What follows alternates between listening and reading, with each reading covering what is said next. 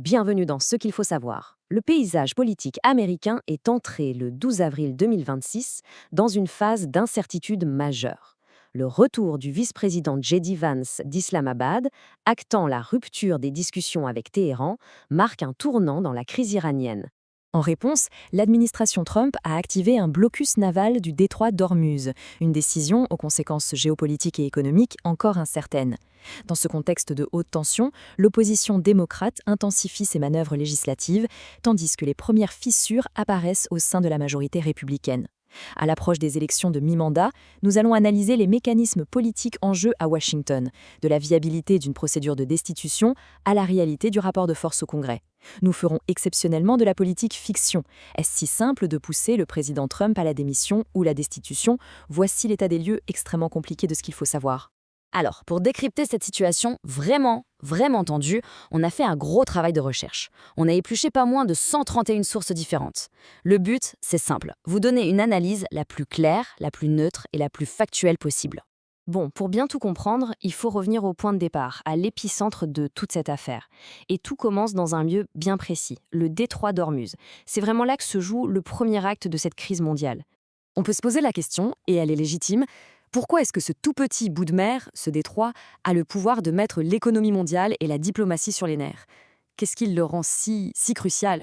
Eh bien, la réponse, elle tient en un seul chiffre, un chiffre qui donne le vertige. 20%.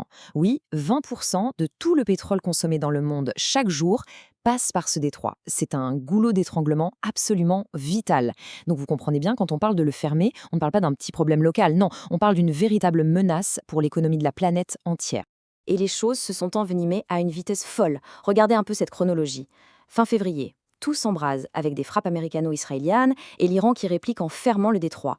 10 jours plus tard, à peine, bim, le prix du baril de pétrole explose. On arrive à négocier un cessez-le-feu début avril, mais franchement, il ne tenait qu'à un fil. L'Iran a commencé à jouer un jeu dangereux en parlant de mines maritimes pour contrôler les routes alternatives. Et puis, le coup de grâce, les pourparlers qui avaient lieu à Islamabad capotent. La réponse américaine ne s'est pas fait attendre, c'est le blocus naval. Et c'est là où nous en sommes aujourd'hui. Et l'impact économique, il est déjà colossal. Jugez plutôt, le trafic maritime dans la zone a chuté de 95%. C'est un quasi-arrêt.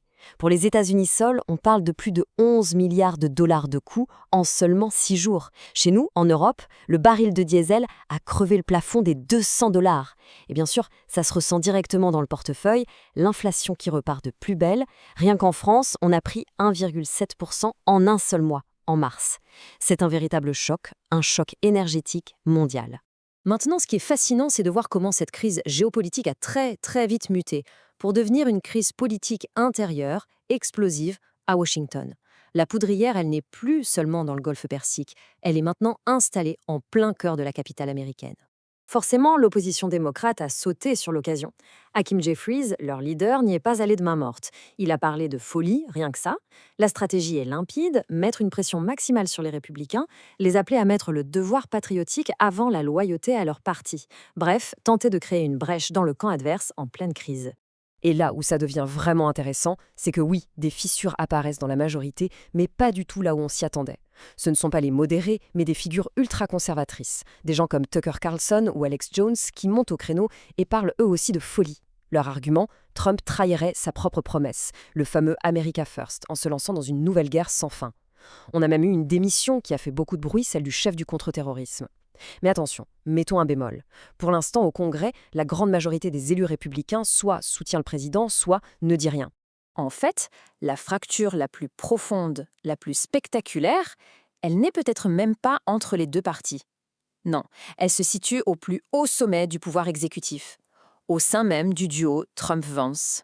On a vraiment deux écoles qui s'affrontent, deux stratégies à l'opposé l'une de l'autre. D'un côté, on a le président Trump, le faucon, avec une ligne dure, très agressive. Il n'hésite pas à menacer de détruire des infrastructures civiles et c'est lui qui a donné le feu vert pour le blocus. Et de l'autre, on a le vice-président J.D. Vance qui joue la carte de la colombe. D'après nos sources, il n'a jamais voulu de ce conflit. Il a même tenté, dans le plus grand secret, de monter une négociation via le Pakistan pour calmer le jeu. On a donc deux visions du monde qui cohabitent, ou plutôt qui s'affrontent, au sein même de la Maison-Blanche. Et toute cette tension, ce duel au sommet, ça a fait ressortir des cartons un mécanisme constitutionnel dont on parle très rarement, parce qu'il est explosif. C'est le fameux 25e amendement. Alors, penchons-nous un instant dessus parce que c'est crucial pour comprendre la suite. Alors, ce 25e amendement, à l'origine, il a été créé après l'assassinat de JFK pour une raison simple, clarifier qui prend les rênes en cas de problème. Mais il y a une partie, la fameuse section 4, qui est une véritable bombe atomique constitutionnelle. Elle permet, ni plus ni moins, de destituer un président si on le juge inapte à gouverner. Et c'est ce mot, inapte, qui est aujourd'hui sur toutes les lèvres à Washington. Mais attention, ce n'est pas si simple. Déclencher cette section 4, c'est un vrai parcours du combattant. Première étape, il faut que le vice-président et la majorité des ministres du cabinet signent un papier disant « le président n'est plus apte ». Le VP prend alors les commandes par intérim, mais deuxième étape, le président peut dire « non, pas du tout, je vais très bien », et là il reprend ses fonctions. Et si le VP et le cabinet insistent, alors on passe à la troisième étape, et c'est le Congrès qui a le dernier mot. Et là, accrochez-vous bien, il faut une majorité des 2/3 dans les deux chambres, la Chambre des représentants et le Sénat. Autant dire que c'est mission quasi impossible.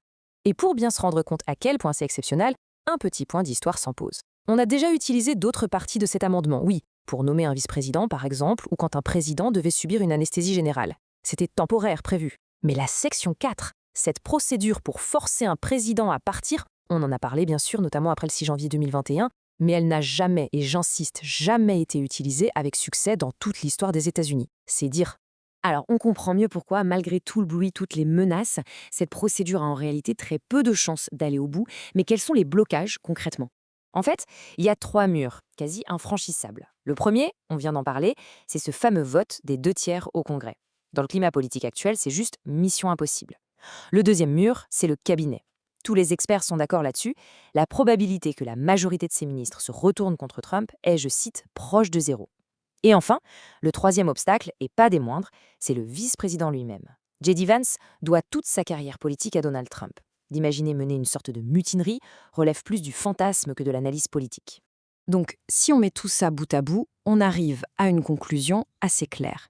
Le système est paralysé. La rhétorique est bouillante, c'est sûr, mais les verrous institutionnels et politiques sont bien trop solides pour sauter. Du coup, tout le monde a les yeux rivés sur une seule date, les élections de mi-mandat en novembre. C'est là que tout pourrait éventuellement basculer. En attendant, une chose est claire, le bras de fer est engagé. On assiste à une véritable confrontation institutionnelle, avec d'un côté un pouvoir exécutif qui assume sa ligne dure, et de l'autre une opposition qui cherche par tous les moyens à le freiner. C'est la fin de ce tour d'horizon pour ce qu'il faut savoir. En résumé, si la rhétorique politique à Washington est à son comble, la réalité institutionnelle suggère une paralysie jusqu'au scrutin de novembre. La stratégie du pouvoir exécutif repose sur une doctrine de paix par la force, tandis que les démocrates misent sur un basculement législatif pour engager une responsabilité présidentielle. Les prochains mois détermineront si ces tensions conduiront à une recomposition durable du paysage politique américain ou à une confrontation institutionnelle sans précédent. Merci de votre fidélité. Pour approfondir ces thématiques, retrouvez toutes nos analyses sur nos plateformes habituelles. C'était Ce qu'il faut savoir. À demain pour un nouveau numéro de votre podcast Ce qu'il faut savoir sur French Boulevard.